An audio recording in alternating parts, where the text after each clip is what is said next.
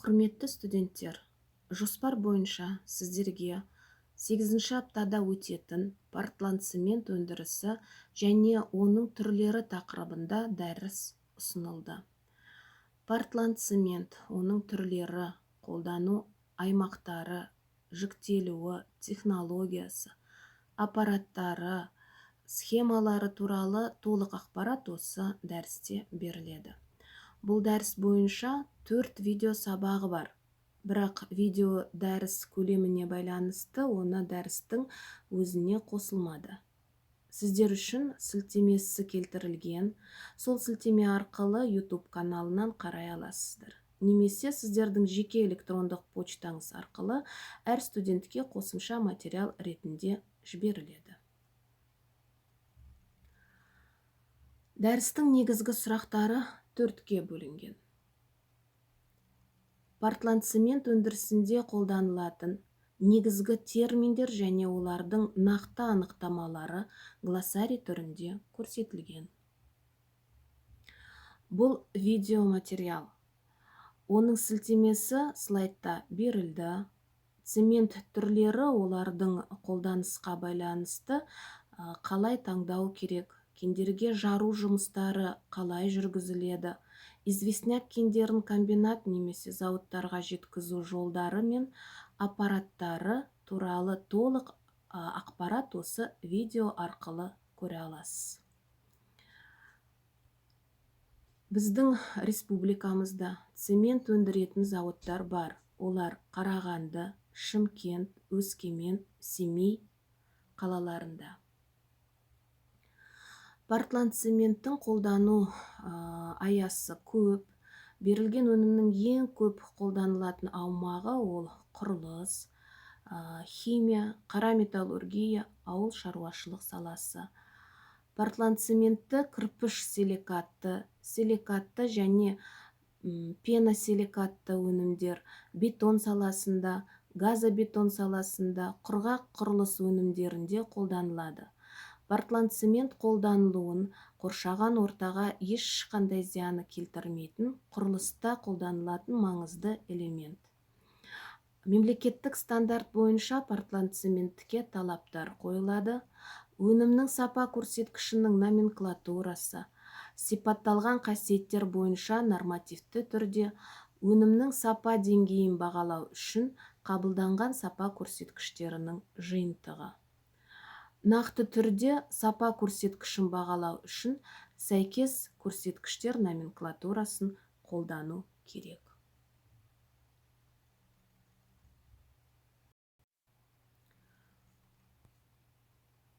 Бұл видеоматериал, екінші видеоматериал, бұның сілтемесі слайдта берілді. Шихтаны өңдеу туралы толық мәлімет берілген. Яғни шихтаны өңдеу үшін транспортер арқылы шарлы диірмендерге өтуі, толық араласу үшін жинағышқа баруы, одан араластырылған шихта айналмалы пеште күйдірілу үшін берілгені, толық осы процестердің жүру тәртібін осы видеодан көре аласыз. Цемент өндірісі 2 сатыдан тұрады. Біріншісі клинкердің алынуы, екіншісі гипсті оған қосымшамен ұнтақ тәрізді күйге дейін клинкердің жеткізілуі. Клинкерді алу бұл ауыр және энергияны көп қажет ететін процесс. Ол көптеген капиталды және эксплуатациялық шығындарды қажет етеді. Клинкерді алу негізгі технологиялық процестерден тұрады. Біріншісі жандыру үшін шикізат материалдарын дайындау, екіншісі отын дайындау, үшіншісі шикізат материалдарын күйдіру. Құрылыс портландцементі кальцийлі, магнийлік тау жыныстарын, соның ішінде бор, әктас, доломитті, әктас, доломитті күйдіру арқылы алады. Ұсақ түйіршікті құрылыс портландцементін алу үшін сумен сөндіріледі, құрамына түйіршіктелген минералды ұнтақ қосу арқылы ұнтақталады. Барлық дерлік минералды байланыстырушы заттар бастапқы материалдарды ұсақтау және термиялық өңдеу арқылы алады.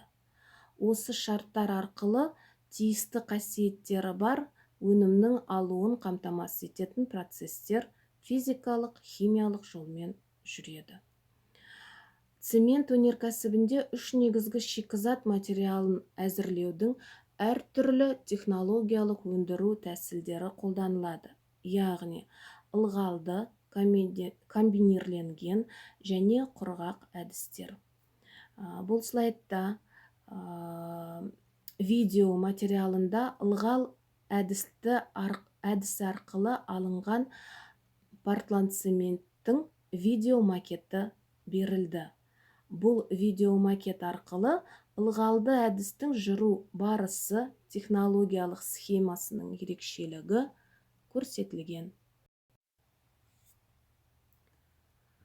Зауыттарда портландцементтің күйдіру температурасы оның тығыздығына байланысты әртүрлі пештерде жүргізіледі. Олар шахталық, айналмалы, қайнағыш қабаты бар және тағы басқалар. Цемент өндірісінің негізгі технологиялық процесінде көп мөлшерде шаң түзіледі. Шаң түзілу көзі болып пеш агрегаттары, диірмендер, ұсақтау қондырғылары, шикізат қоймалары, цемент, клинкер қоспалары, шаң материалдарын тастайтын жолдары, темір жол вагондарына цементті арту орындары болып табылады.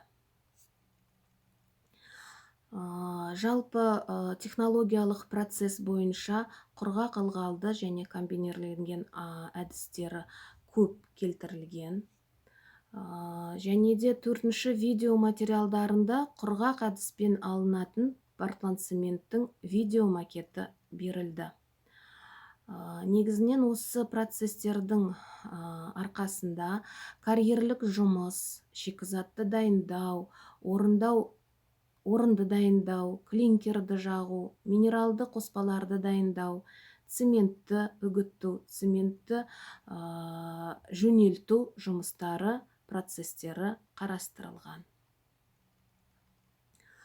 Процестің сипаттамасы бойынша шахталық пеште өтетін қыздыру зоналары, күю және сақтау. Пештің қыздыру зонасында пештің жоғарғы бөлігінде 900 градус Цельсийден жоғары емес температурадағы пештің кеңістікке әктас кебеді, қызады. Мұнда органикалық қоспалар жұмыс істейді. Пештің орта бөлігінде жану зонасында 900-1200 градус Цельсий температураға жететін жылу процесі өтеді. Және де көмірқышқыл газы бөлінеді. Пештің төменгі бөлігінде салқындау зонасы болады. Ол 900-1000 градус Цельсий аралығында ол ауамен салқындатылады. Газдық пештер таза әктас алуға мүмкіндік береді. Олар эксплуатацияға жеңіл, қызу процестерінде механикаландыруға, автоматтандыруға мүмкіндік береді. Айналмалы пештерде жоғары сапалы әктастарды алуға болады. Назарларыңызға рахмет.